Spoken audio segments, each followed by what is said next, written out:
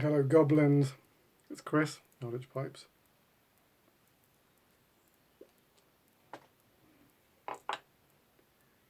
Having a rare bowl of McClellend St James Woods. I think I was thinking of that Carolina Red Flake.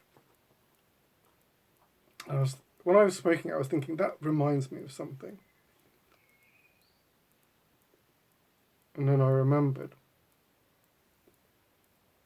that I did have a tin of the St James Woods. Now, if you read the descriptions on both of them, more or less identical. Red Virginias, Stove Virginias, Perique.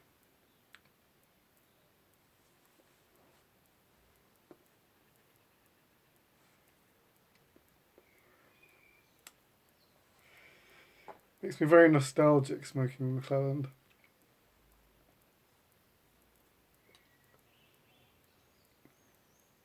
Knowing that we won't get these blends back.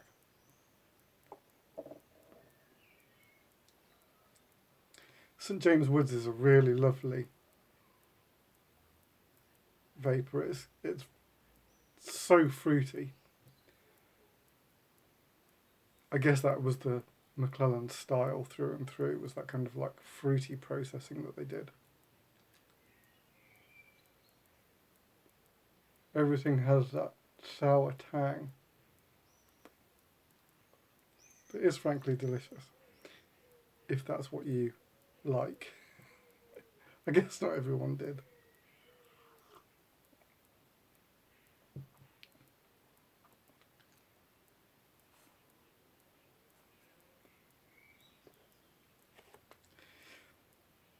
But because of the McClellend style, doing a vapour, it really adds that other dimension that some vapours can lack. Some can. Some vapours are a bit uninspiring. But this, you have the Virginias. And because it's red and stoved, they're already sort of fruity, earthy, a bit of sweetness to begin with. Then you add like a healthy dose of Perique in the mix. And then you've got that McClellend processing on top.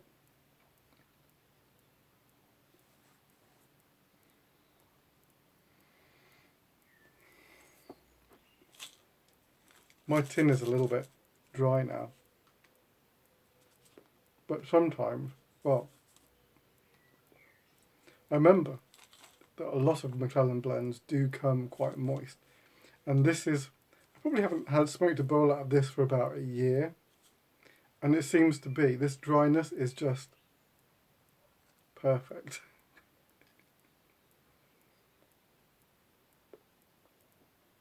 Just smoking like a champ.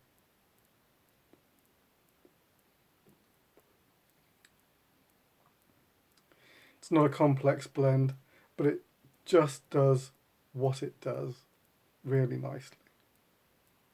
It's kind of like a vapour plus, let's call it like that.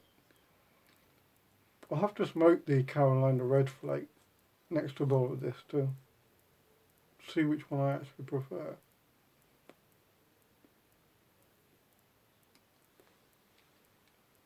Oh, now, there was one thing I was going to say about McClellend.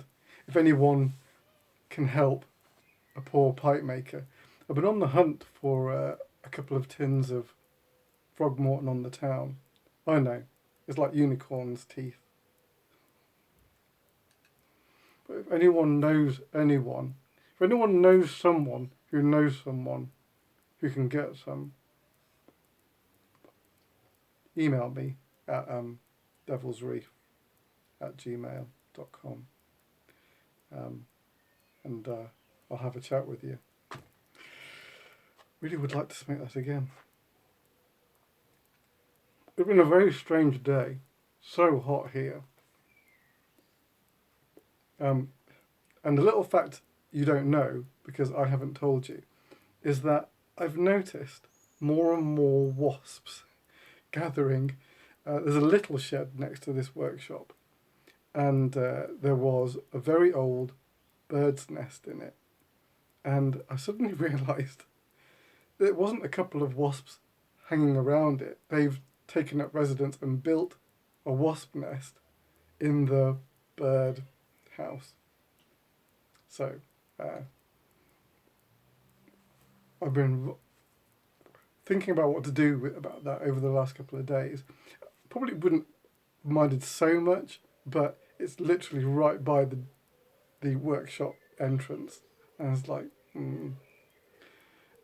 I don't want that to become an issue, so I actually had someone come round today and deal with it.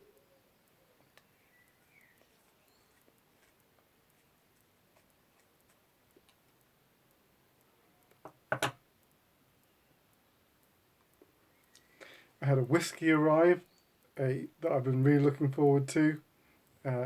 Andrew knows all about this. I will be making a video that will go into some detail, but it's a 13-year-old Dalmore,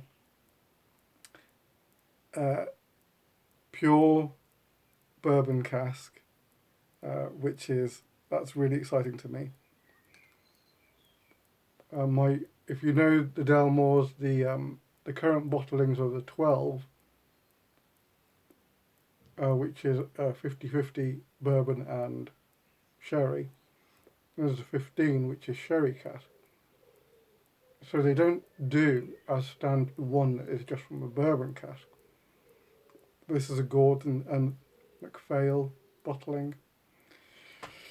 And not only is it pure bourbon cask, it is at cask strength, which is very, very exciting. Doubly exciting. So, wasps and whiskey.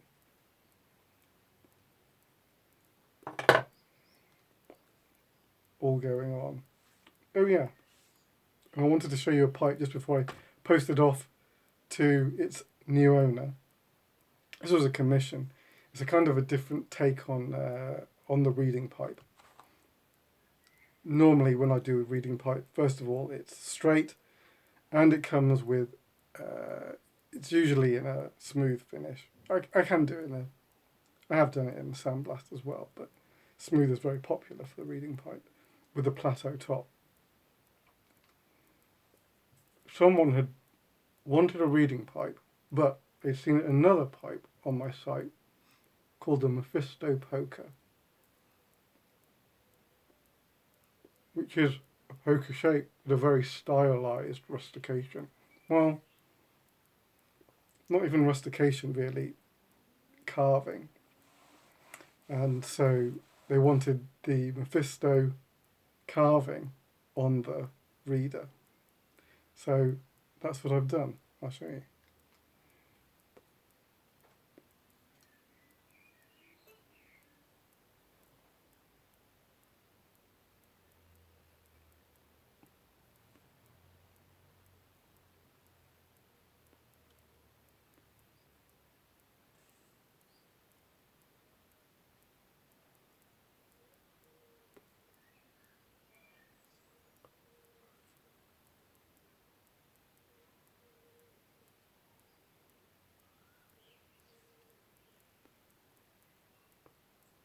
So there you go. The Mephisto reading pipe. Should be going off tomorrow, I think. And in the works, another pencil shank, this time blue stem. I do enjoy making these pencil shanks, and I'm getting better at them all the time. Every time you make a new shape, and the pencil shank is a new thing for me. I think this is my 5th one, and each time you make one, you get these incremental improvements, and it's always really interesting to see. The first one you always make by instinct. So this one, the one I make myself, that I made just through instinct, because it's the first one you make. You just sort of like, you have a plan, you go for it, you see what happens. Then someone says, "Can I have that?" And you try to make it again, and you go, "What the hell did I do?" You try and have to go through the steps again and go, "Okay, what am I up to here?" And then you mess one up, because you always mess one up, because you thought you knew what you were doing and you didn't. And now, finally, in the last two, no. Which one did I stuff up? I stuffed up the second one. So I did mine, then I messed up the second one. Then 3 and 4 were good, and this one was good too. Although the Briar, again, do you remember the one where I thought I might have to bin it if the floors went all the way through? But they didn't, they finally shaped out, and I teased you all that I would give it away. And I didn't. C'est la vie. So, here you go. That's pipe life for you. And I'm making some complicated pipes at the moment. I really am. I'm making an iridescent carnivorous snail next week.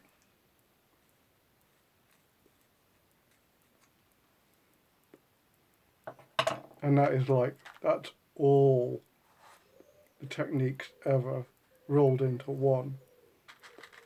I've only made one once before, but I made the snail shape a lot of times. So, it'll be fine.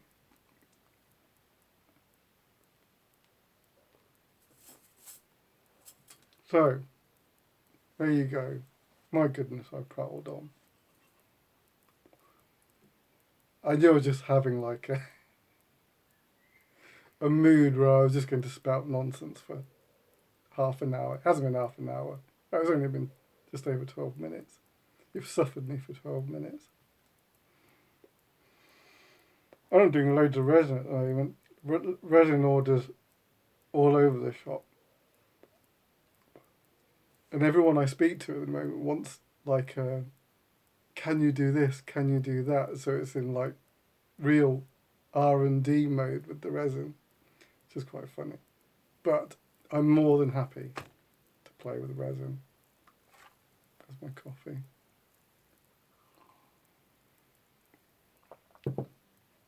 My goodness. That wasn't even really meant to be a review of St James Woods. It's more of a record for prosperity. Because obviously it's hard to get hold of. So, my final word is, remember me when thinking about Frogmorton on the Town. If anyone can help, I'd be ever so grateful. All right. That was enough.